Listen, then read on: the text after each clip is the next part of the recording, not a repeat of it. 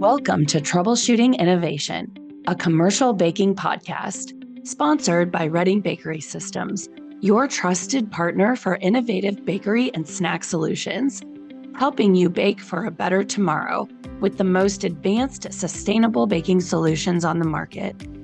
This season, I'm speaking with Darlene Nicosia, CEO of Hearthside Food Solutions, and we are talking about operations, culture, and innovation behind the curtain of co-manufacturing. In this episode, Darlene and I walk down two timelines and discover how they converged at a critical time in the baking and contract manufacturing industries.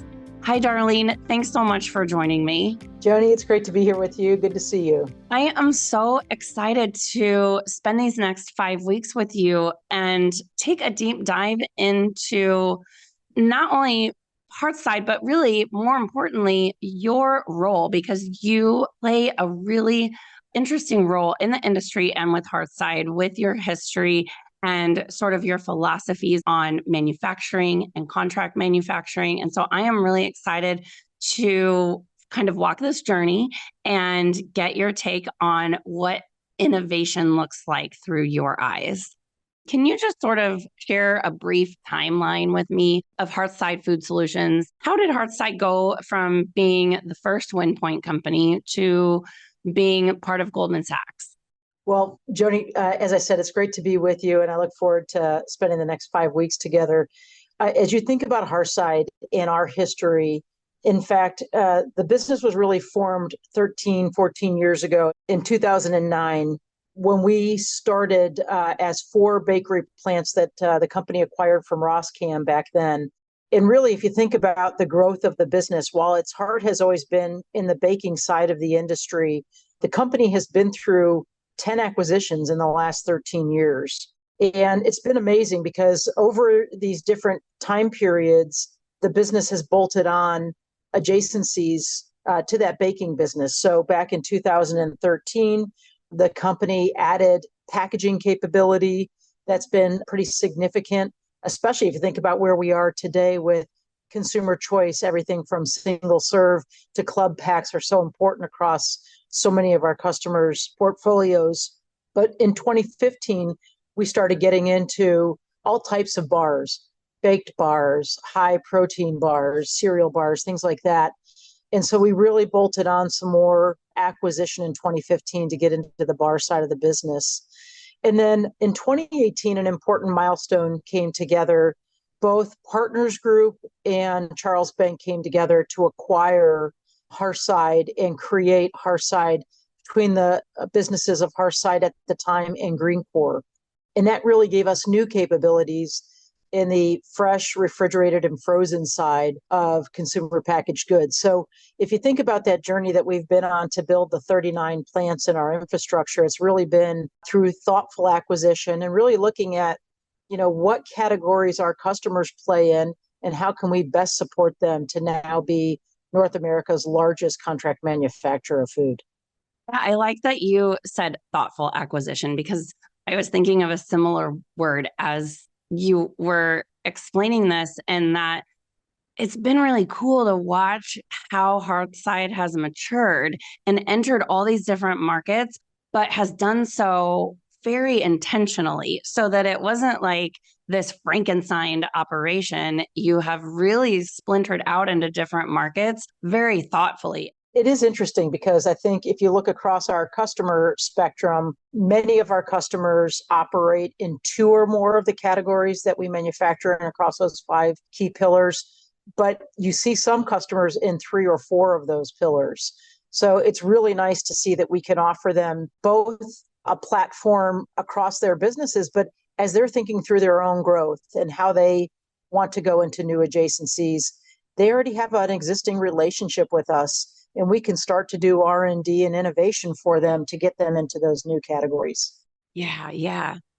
Okay, so I'm starting my next question with meanwhile, because as Hearthside was growing and maturing, you were on a path of your own, which is also very, very interesting. So while that was happening, what was happening on your own timeline? How did you get into manufacturing and sort of what was your journey that led you to Hearthside? I very distinctly remembered when I was in college, I went to Ohio State, go Buckeyes, and I went to hear a speaker from Kimberly Clark talk. And she was talking about her career in operations. And the way that she described her work was, I'm constantly solving problems, but it feels more like I'm really engaged in strategic puzzles. And she described this real interesting side of operations that really was what I now would say is continuous improvement. But this opportunity to constantly look at things and to evolve them, make them better. A lot of obviously roles early in your career, you're solving problems. And I just love the opportunity that I had from a supply chain standpoint. I started my first job in the field in a manufacturing environment. And I always felt like it was an opportunity to best the prior day. How many more cases could we get out the door every single day? And I love the competitive spirit of it. I love the opportunity to constantly get better. And so it was a place for me that I just felt like it really touched on things that were important to me. This idea of, being able to use my mind in a way to be creative in problem solving, but to also be analytical about it, to engage with people. Obviously, so much of what you do in operations is working together in a team-like environment. I played sports all of my life and really love that aspect of coming together with other people to give your best and get a great outcome. And so for me, it was really easy to kind of go through my career because I was always enjoying what I did. I never really felt like I was working. I felt like I was doing things I was passionate about. I could see improvement. I could see relationships building. And so I enjoyed the whole way through it. It's funny because you talk about solving puzzles and being strategic like that. And I'm thinking as a journalist, I use a completely different side of my brain. And so it's funny to hear you say like solving those problems and continuous improvement was so enjoyable for you because for me, that sounds like work. It sounds like a lot of work. Well, it can be work, but when you find this opportunity to make something better and you start to see things improving, and then you have a new idea that can make it even better, there's no better feeling, and obviously the opportunity to use that in the business context, you start delighting the people that you're working with, you start delighting the customers you're serving, and you start to deliver business results. And so the opportunity to hit on all those things brings this huge intrinsic reward. I certainly know that's what's fueled me in my past. I like that idea of operations when done correctly can delight your team and delight your customers. That's a really great way to put it. So then how did your journey lead you to Hearthside? How did Hearthside kind of get on your radar? Because you've got big experience with some big brands in food and beverage. I think there's this interesting part of kind of my career journey. I spent most of my career in operations in some way, shape, or form. I was on account teams for major customers. I spent a 30-year career, by the way, at Coca-Cola, so I'm sure we'll have a chance to talk about that. But when I would work on customer account teams and things like that, although I was interacting with customers, there was always kind of some sort of operational bend to it. Even in my times as a business unit president, in really driving the business for Coca-Cola, there was always some element of operations, trying to get product to market, how you're working with retailers. Can you find ways to do direct store delivery differently or merchandising differently to really help and bring some sort of value to your customers? And so as I started going through my own career journey of understanding what I wanted to do next, Hearthside had been on this massive growth path. And, they had an opportunity for me to come and lead this great business and really take it from coming right out of the pandemic and into its new phase of growth. And I just felt like it was a great opportunity for me to take some deep operational experience that I had and help the company grow in new ways with a number of CPG customers that I felt like I had a lot of parallel stories with in my past. As I was the chief procurement officer at Coca-Cola. At one point in time, I ran our global supply chain. And there's just a huge number of parallels in how we operated. Just felt like Hearthside was a business that I could bring not only strategic leadership to, but a real operational understanding of the business. So let's talk about some of those parallels for a second. What was it like going from operations in this huge brand like Coca-Cola to contract manufacturing? Because you essentially went from being the customer to being the vendor, right? In some ways, yeah. I mean, well, first of all, maybe I take a step back. There's no doubt after a 30-year career with a company like Coca-Cola, with a brand like Coca-Cola, what it stands for, what it becomes a part of culturally, as well as I think how it shaped my leadership style. For me, my career has really only been about a number of things. It's been about personal connections, about openness and transparency, about quality and trust. And for me, maybe the most important thing that I take away from my time at Coke in really reflecting on the brand was this idea of optimism. You could even think of like Coke slogans, open happiness or have a Coke and a smile, you name it. The brand breeds optimism. And I think I had the benefit of being in that environment for 30 years. And belief is such a powerful thing. And I think you can always make a moment better. And so as I made a transition to Hearthside, I think the parallels that I carry or the things that I feel like kind of lead over into my leadership now, I carry this optimism with me. It's this continued sense of belief in our teams and our opportunities to continuously improve our business, the opportunity to build even stronger, open, honest, and trusting relationships, not only with our employees internally with the company, but also from a customer lens and a customer perspective. So maybe to the second part of your question, in the heart of it about moving from the customer to the vendor side, I probably sat on both sides of relationships, right? I was a chief procurement officer. Obviously, you deal a lot with global suppliers. And so I was the customer in those circumstances, a lot like I am now with many of our large CPG customers. I'm in those shoes. And I worked with the largest suppliers in the world as well as the smallest ones. I think the most important thing for me that I always tried to impart in those relationships was being better together and finding ways to bring solutions that would benefit both parties.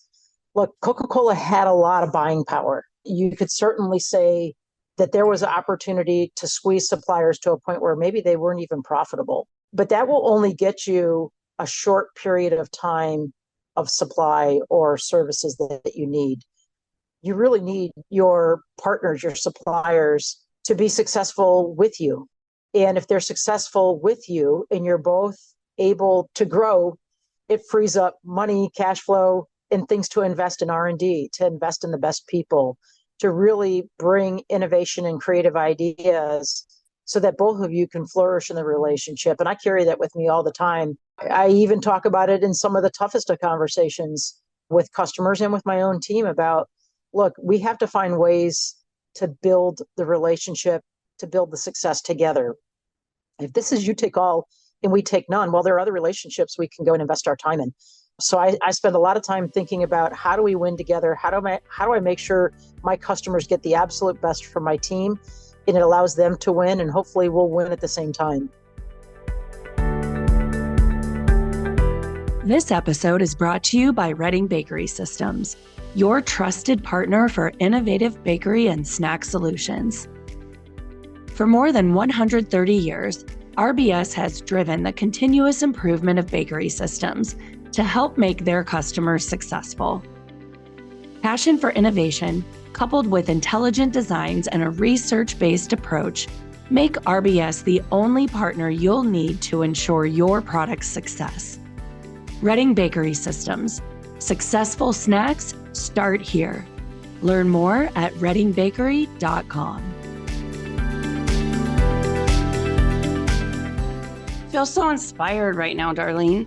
It is one thing to leverage your buying power, and in business, that is really important, but that was really deep to say that only gets you a better price on something. It doesn't leverage the relationship in the long term. And I think that is a key lesson that some learned the hard way, not only during the pandemic, but also during supply chain disruption, right?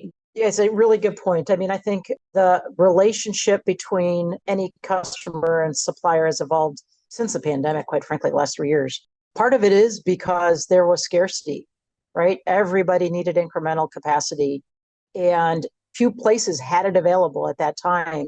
And so certainly the strongest of relationships probably won, big and small, by the way, not just the big guys, but I think people relied and went back to their best of customers and serviced them well.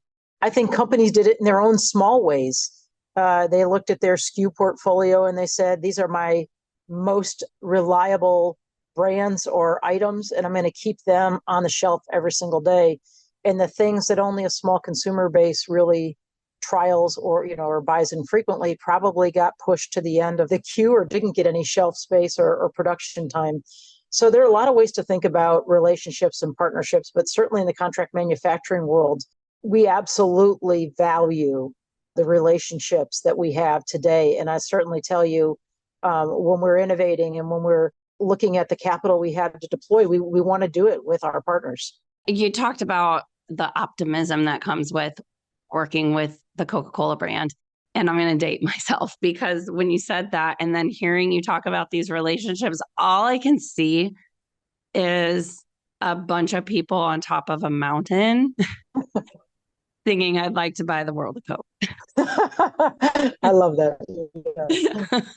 Like it really, like that sentiment of that old ad from the 80s, I think really sums up what you're talking about and the importance of relationships and applying it to your vendor relationships and also your team and your operation and how important that is.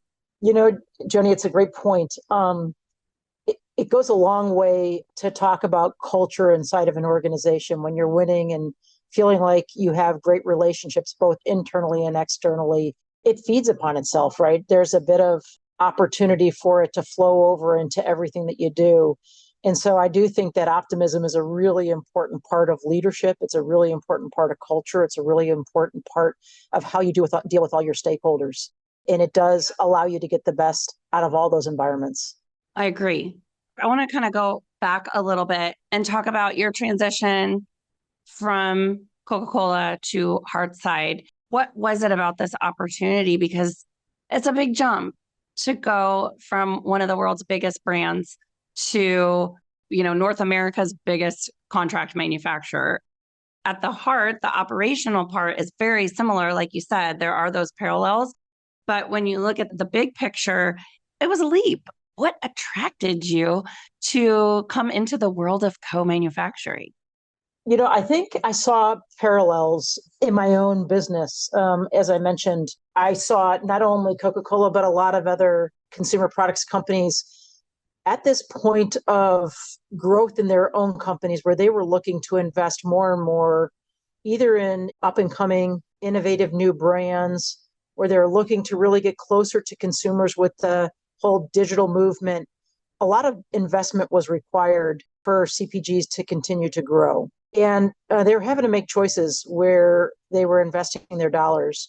And I think most CPGs would say that they would prefer to invest their money in either acquiring new brands or building out adjacencies or creating stronger, stickier relationships with their consumers than probably investing in physical infrastructure. And that's exactly what Hearthside does. We build physical infrastructure. We're infrastructure as a service, if you want to say that, just food industry and not in the technology industry. And I saw more and more companies making this decision to have strong and reliable outsourced manufacturing partners. And it gave us this opportunity to have a really strong, viable business where we were able to provide what I would say high quality, high reliability with innovative flexibility to those opportunities so that essentially our CPGs could go in and invest in their consumer base. And so I just saw a significant amount of growth opportunity in this industry, an industry that already is well penetrated in contract manufacturing. If you look across the categories that we operate in, they have been utilizing contract manufacturing for a very long time already. And so the trends just pointed in the right direction for the industry. And then I had the opportunity to take a look at Hearthside specifically. And again, most companies are very narrowly focused on a single category. The fact that we are into pretty much anything snacking, I felt like because of my understanding of CPG, it was a great place for me to lead. So, Darlene, we're going to sort of dive deeper into this as we go along over these 5 weeks, but I just want to sort of get a flavor for your entry into co-manufacturing and where you are really after this first year. What would you say are one or two of your biggest learnings over the past year from your transition from Coca-Cola into Hearthside? I think as a contract manufacturer, you have significantly less control on what you produce, when you produce it. I think this difference in how we plan our production volumes and execute against it is very, very different. I mean, at Coca-Cola, when volumes were soft, we could work with our customers to offer consumer promotions. We could invest in marketing. There were all kinds of mechanisms that we could control or use to drive consumer demand. We could work with retailers in a different way. And obviously, we could build inventory to smooth out our demand. And I think as a contract manufacturer, some of those levers that you could pull are not necessarily available to you. Your customers, more deeply control that. So therefore, they're carrying that flexibility in those decision rights. And so they can cut back orders or cancel orders with limited notice, but we may have employees in a production line lined up and ready to go. And once you lose that window of opportunity, you lose it forever. You pay the employees for their time and for showing up. You have that equipment sitting idle and all the cost associated with it. And so there's this very huge dynamic of thinking about how do you continually balance the needs of your various different customers across all the capital and infrastructure that you have.